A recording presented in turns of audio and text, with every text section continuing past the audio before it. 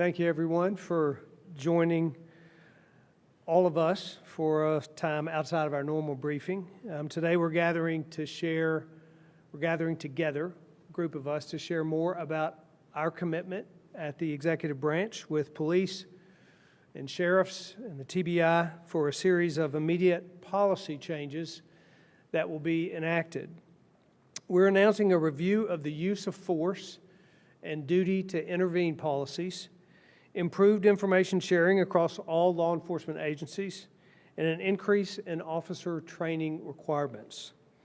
The steps that we're outlining today are just a starting point for what we hope will be an enhanced approach to law enforcement across our state.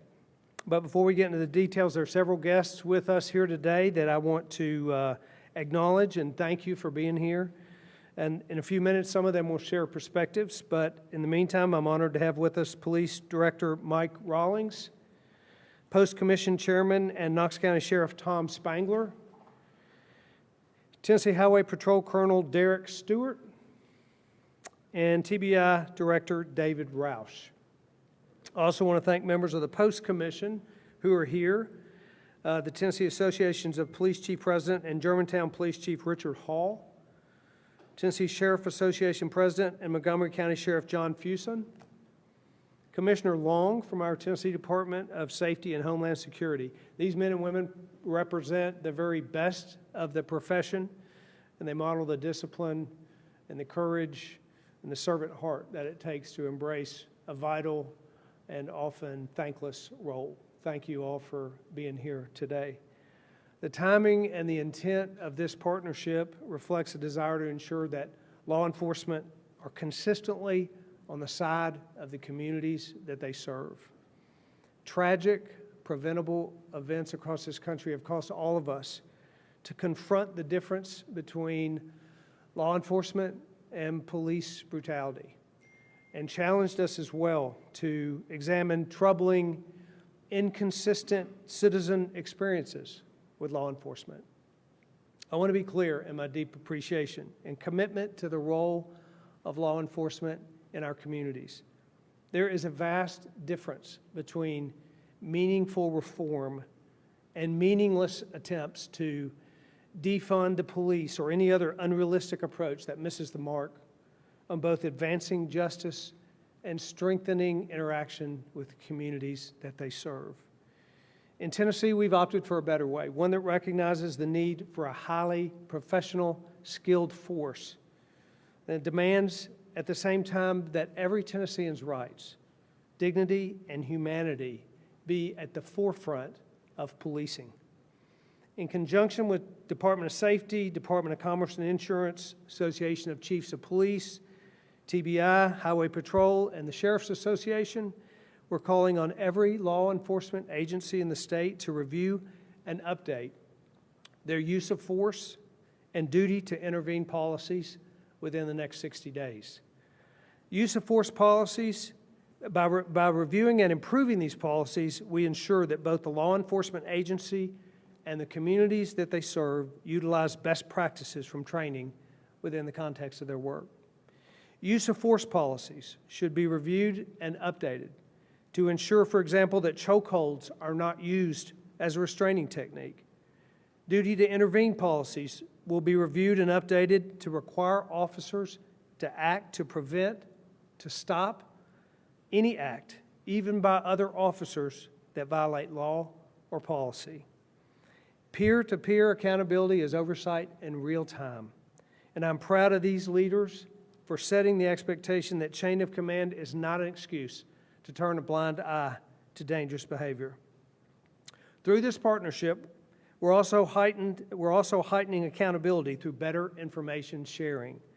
The National Decertification Index is a registry that tracks officers who've lost licenses due to misconduct. In conjunction with the Post-Commission, we're making sure that agencies all across the state have access to this information to be sure that officers that have proven unfit for service don't find themselves a refuge in another department. Professionalism ensures quality, safe interactions between law enforcement and citizens. At the state level, we provide training for city, county, and state law enforcement officers through the TLEADA, the Tennessee Law Enforcement Training Academy. Since 1966, more than 54,000 officers have trained through TLEADA. And policing has certainly changed since that organization, that facility was started. And we want to make sure that continuous improvement continues right on into 2020. We're formalizing the Training Academy curriculum to add an additional 88 hours of training and study to boost the minimum requirement of 488 hours that currently exists for all officers. The curriculum will also be updated to include no fewer than 16 hours of instructional time dedicated to de-escalation techniques, intervention and appropriate interactions with public assembly, like protests. This coursework is designed to instill in officers early on that professionalism is rooted in a community-minded approach. As I said earlier, the steps I've outlined now are just the beginning, they're first steps, but the integrity of our justice system depends on a foundation of doing right all the time, and that begins with our agencies. I offer my full support of law enforcement, and I want to commend the men and women in uniform for not growing weary of doing good. I've invited several of our partners to speak. First, I'd like for Director Rallings to come up and share your comments, please.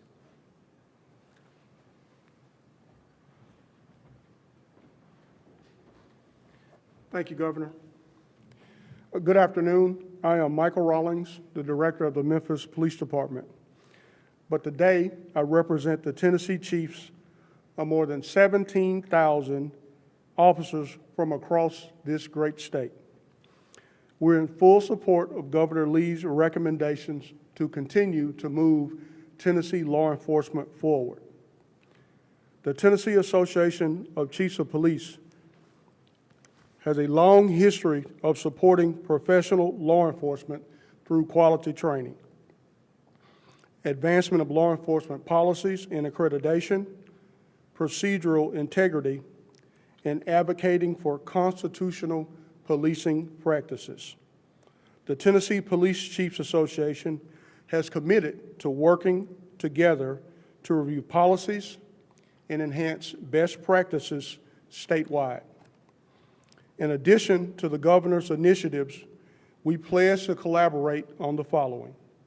Number one, assure all agencies follow Tennessee state law to report use of deadly force and serious bodily injury to TBI and the FBI. Number two, encourage and support law enforcement agency accreditation. Number three, strengthening hiring and background practices and resources to employ the right officers in our Tennessee agencies. And number four, encourage community involvement and community outreach. There's nothing more important in law enforcement than integrity and trust. We value these principles and believe positive reforms improve our agencies, public safety, and for the communities we serve and protect, build those relationships.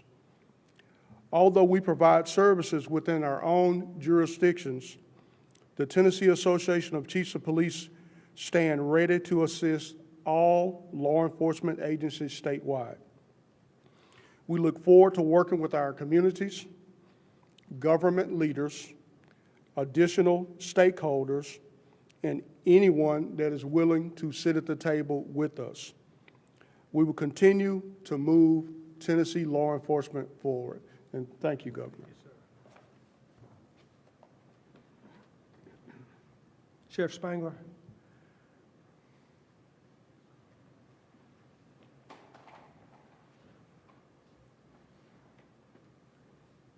Thank you, Governor. We're honored to be here today, and thank you all for being here. I'm Tom Spangler. I am the chairman of the Post Commission, the Police Officer Standards and Training Board, and also the Sheriff of Knox County. What our position as a post member, and we have several of our members here, and I want to thank them for being here, which is comprised of either sheriffs, chiefs, our senators, our former DAs, other officers. Those people right there are responsible for any and all training that goes out within this state of Tennessee to all law enforcement officers. We are the governing body that makes sure that the training that is being presented to our officers is up to date and also mandated. So we can't compromise on anything like that. What the governor has said here today is what is the responsibility as the post is to be sure that we put that information in writing and then it's followed by. And those agencies have that information and those academies get that time within the allotted time that they have during those academies. So we want to make sure as a post commission that we do those things for our agencies across the state of Tennessee. Any of the officers that the governor had mentioned as far as decertification, those come to us as well. So we have those hearings. So we have a huge responsibility within the post commission. And as being the sheriff and the chairman on that board and being appointed by the governor, I take that position very seriously, and we want to make sure as a post commission that the recommendations that the governor has made here today, that they're followed through. And with that, I want to say to the governor, thank you. Thank you, sir. Colonel Stewart.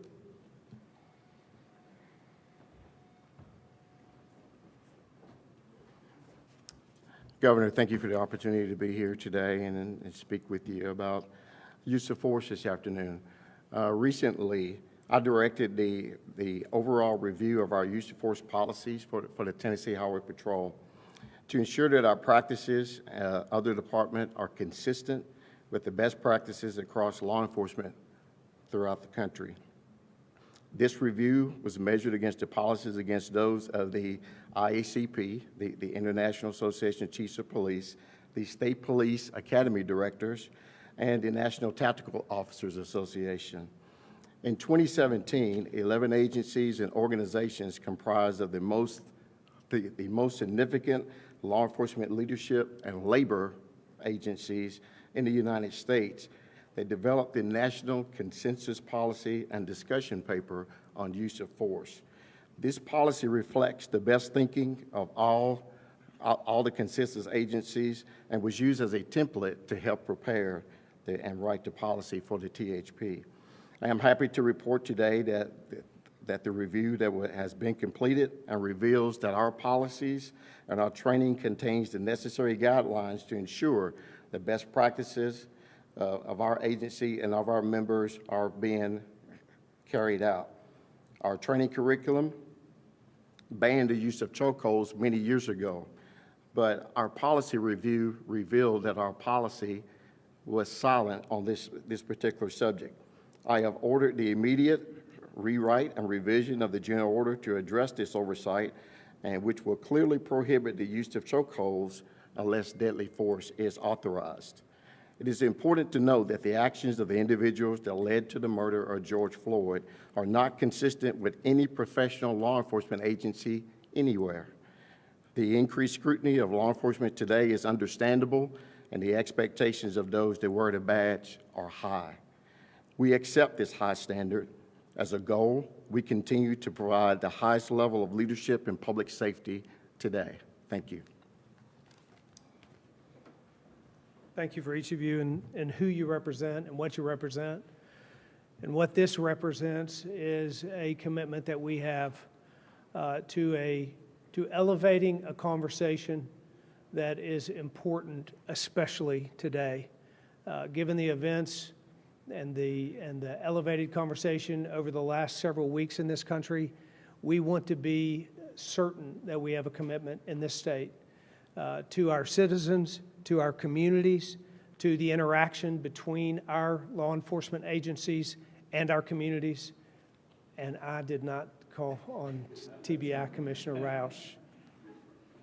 There you are, Director Rouse. You took all my closing comments. Come up. I'm really sorry you didn't, and that's my oversight. You're my man, too. Yes, it's A-okay, Governor. It's all right. I do want to thank the governor for what he has shared today, and I want to express my personal appreciation for his dedicated and strong support for professional law enforcement in our great state. We in law enforcement welcome this conversation and are prepared to work toward improvement.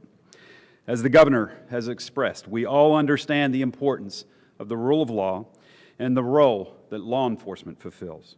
The need to assure that it is done with integrity and transparency is critical. I'm humbled to stand here with my peers from local and state law enforcement, which includes the representatives that you've heard from the TACP, the Tennessee Sheriff's Association. I know the sheriff was pulling double hats there, and Post, as well as THP, as we work to improve our profession. I have the honor to serve as the director of the Tennessee Bureau of Investigation, the state's independent investigative agency. Our mission is to assure that guilt shall not escape nor innocence suffer. This holds especially true in cases involving law enforcement. Accountability is our core function. We support the recommendations, especially those on training, policies, and procedures. It's important to understand that good policy needs to be trained to create good procedures. The TBI stands ready to assist all law enforcement in the state with this effort. Additionally, the Bureau has the responsibility as the repository of law enforcement data for the state. This includes the statutory collection of law enforcement use of deadly force that results in serious bodily injury or death as required under TCA 3810-102. Tennessee is a leader in that arena throughout the country, and we submit the data to the national database at the FBI.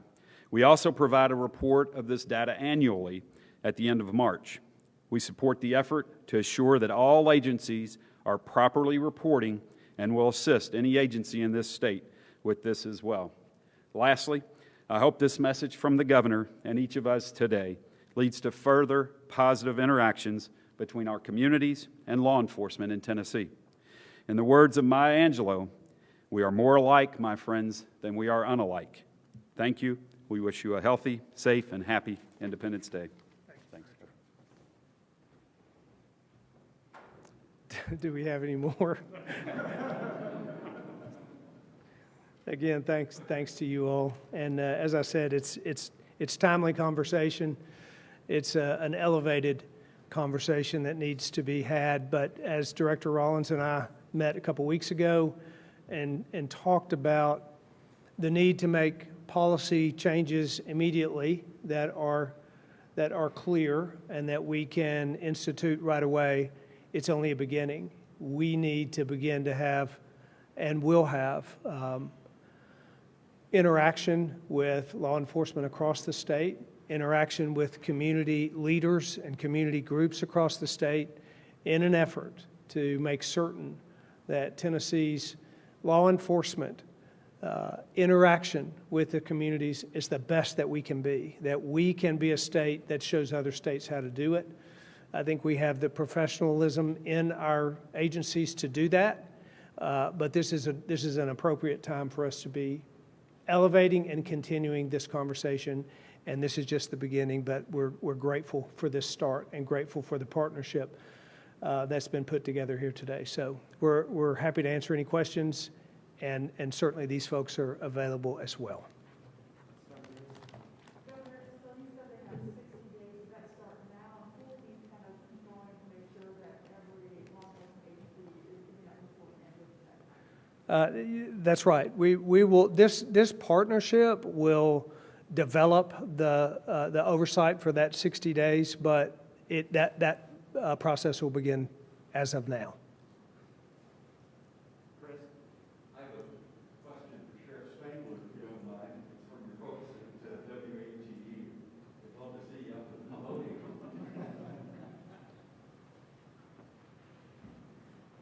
And the question is about the mask mandate came down from your health department. My understanding, I'm reading on your website, that you have said, my office is not going to enforce this policy. Can you tell us why? That's not what I said, but, and I hope they can see me from here.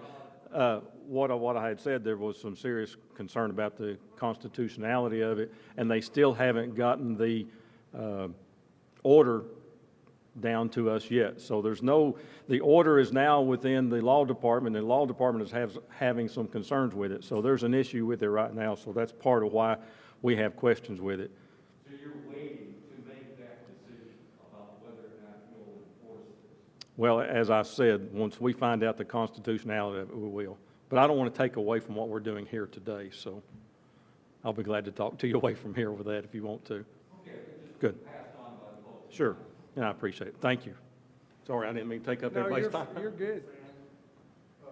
Yes, Governor. In light of these efforts to reform the police, use of violence or use of force and so forth, the ACLU is complaining that the peaceful protesters were arrested Monday morning by PHP, and some of their items seized, and they're demanding that those items be returned. Is this an effort to change that and stop arresting what they say were peaceful protesters? I mean, how does this mesh with that? Yeah, well, I'll let Commissioner Long address the specifics of that incident, but this is about broad policy change across all agencies. And we certainly address the interaction between law enforcement and those groups, but I'm not aware of any inappropriate action that was taken by the state troopers in that process, so I can't speak to that. I can't speak to the specifics of what you're asking. There is clearly training, enhanced training on tap for all of our agencies in their interaction with gatherings, including protests. I guess the question is, if you're focusing on building rapport and community policing and improving relationships between police and the public, why have PHP go arrest what they said? We need to be clear, when laws are broken, people will be held accountable for breaking laws. This is about appropriate interaction between law enforcement and citizens. And what were the laws that were broken? As I said, I can't speak to that specific incident because I wasn't there. I'm not aware of any inappropriate action by Highway Patrol in that incident. I mean, does the commission want to talk about that? If you have anything to add to that?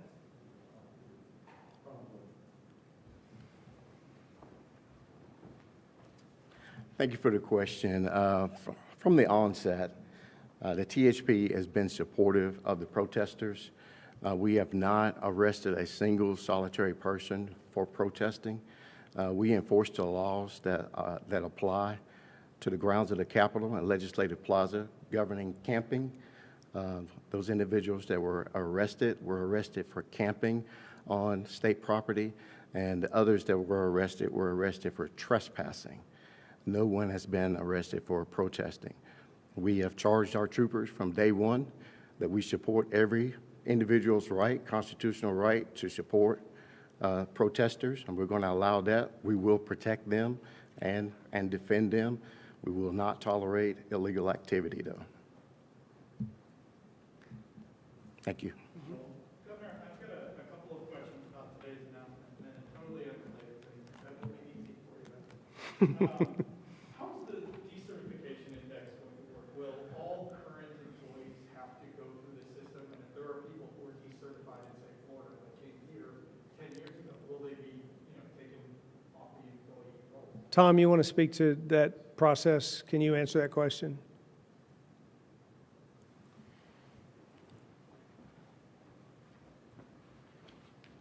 Is when they come to post, the agency comes to post and they're asking for decertification, then that information is kept. And then if somebody goes somewhere else and they try that, then obviously they contact the state of Tennessee and we're able to furnish that information for them. I think now with the larger database that the governor has talked about will help even across the state even more. I think where we do a disservice is not letting other agencies know that they have a problem and it's kind of just pushed on. But I think now with this being implemented, you'll see more of the decertification stick more than the way it has.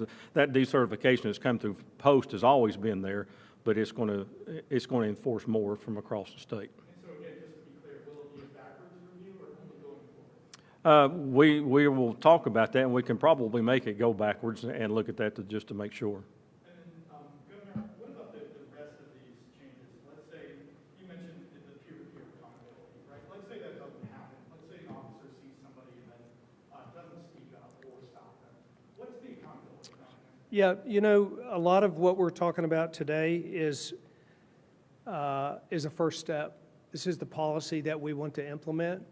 There will be a lot of interaction, and we've just developed the desire for what we want to happen, how each of these steps will be enforced, how each of them will be carried out. That'll be a part of this, of the collaboration of this partnership going forward. So, like I said, this is step one. That's the goal, and we'll put in place, policy that will enforce the desire to have that oversight. And then my last question for you is turning to a different subject.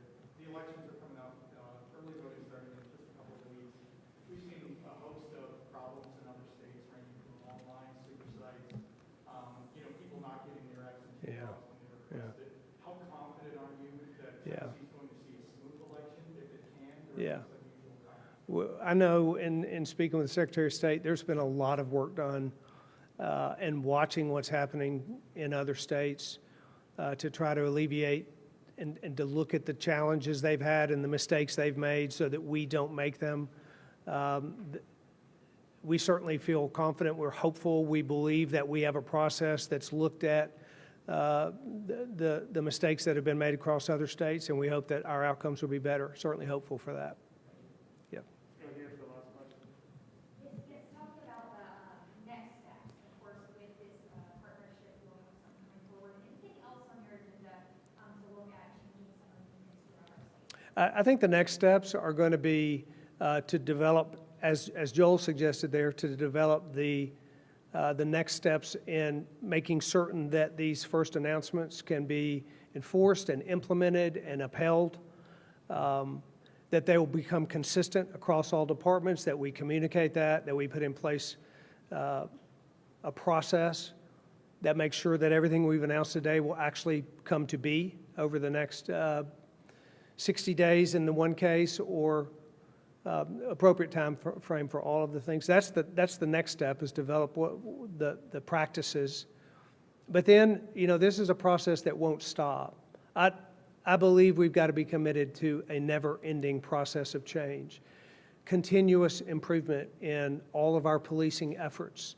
And that will include engaging in a greater way with communities and listening to communities, listening to individuals, listening to having actually listening conversations across the state. Director Rallings and I talked specifically about that, and others that I've met with and talked to about how it is that we can take this desire to improve the interaction between and build trust between communities and law enforcement. That's really what we want to do here, is build trust. When citizens trust law enforcement in a greater way than they do now, then we'll have better interactions. And that'll happen by interacting with citizens in agencies across the state. And just talking about a little off topic as well, fireworks were canceled here in Nashville. Any word of what you want to see, any changes throughout the rest of the state? What I want to see is a serious commitment by Tennesseans to stopping the spread of COVID. We have a serious public health threat, as evidenced by increasing case counts in counties all over this state. We talked at length yesterday about the seriousness of that, about how important it is that small steps and little acts of service to neighbors, like wearing a mask and staying home when you're sick and washing your hands, the things that got us to a place where we could begin to move in our economy again, those are the same things that will keep us from taking 2 steps backwards. So as people approach this holiday weekend, they got to keep in mind that COVID's not taking a holiday. It is moving through our state, and it is very important that our citizens understand that and they think about that everywhere they go. We can travel safely, we can move about safely, we can interact with our businesses safely, but that takes individual responsibility to do that. So that would be my message to Tennesseans today. Thank you all. Appreciate it.